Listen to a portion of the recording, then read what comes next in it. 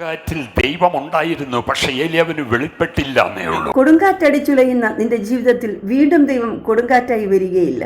ഭൂകമ്പത്തിൽ ദൈവം ഉണ്ടായിരുന്നു, പക്ഷെ അവന് വെളിപ്പെട്ടില്ല എന്നേ ഉള്ളൂ.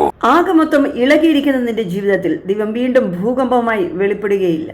തീക്കകത്തും ആ സാന്നിധ്യം ഉണ്ടായിരുന്നു, പക്ഷെ അവന് വെളിപ്പെടുത്തിയില്ല. 4 പാടിൽ നിന്നും ചൂടേറിയ അനുഭവങ്ങൾ നമ്മുടെ ജീവിതത്തെ കത്തിച്ച് ചാരമാക്കുമ്പോൾ ദൈവം വീണ്ടും തീയായിട്ടല്ല വെളിപ്പെടുന്നത്. എന്നാൽ അതിന്റെ പിന്നാലെ ഒരു മൃദുസ്വരം, ഏലിയാവ് മാത്രം കേൾക്കത്തക്കവണ്ണം ഒരു മൃദുസ്വരം. നിനക്ക് വേണ്ടി ആ മൃദുസ്വരം, നിന്നെ പുറത്തു കൊണ്ടുവരുവാൻ ആ മൃദുസ്വരം ഇന്ന് പകൽ നിന്നെ കേൾപ്പിക്കുന്ന ദൈവമാ ഞാൻ സേവിക്കുന്ന ദൈവം. നിന്റെ ഉള്ളത്തോട് ഇടത്തിരിക്കുന്നവരും വലത്തിരിക്കുന്നവരും കേൾക്കത്തില്ല. നീറുന്ന ദൈവവൈതലെ, വേദനിക്കുന്ന ദൈവവൈതലെ, പകർന്നിരിക്കുന്ന ദൈവവൈതലെ, നിന്നെ ദൈവത്തിന്റെ മൃദുസ്വരം കേൾപ്പിക്കുന്ന പകല. അങ്ങനെ ഒരു യേശുവിനെ നിങ്ങൾ അനുഭവിച്ചിട്ടുണ്ടോ?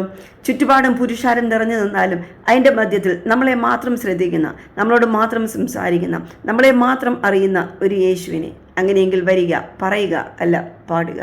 യേശുവേ, എൻ പ്രിയനേ, നിന്റെ മൃദുസ്വരം എന്നെ ഒന്ന് കേൾപ്പിക്കണമേ. വിശ്വാസത്തോടെ ഭക്തൻ പാടി ജീവിതത്തിൽ അനുഭവം പ്രാപിച്ചെങ്കിൽ ആ അനുഭവത്തിൽ ചാലിച്ചെഴുതി ആ പാട്ടിന്റെ ഈരടികൾ പാടിക്കൊണ്ട് പറ, യേശുവേ, ഒരു മൃദുസ്വരം എന്നെ കേൾപ്പിക്കണമേ. യേശുവേ.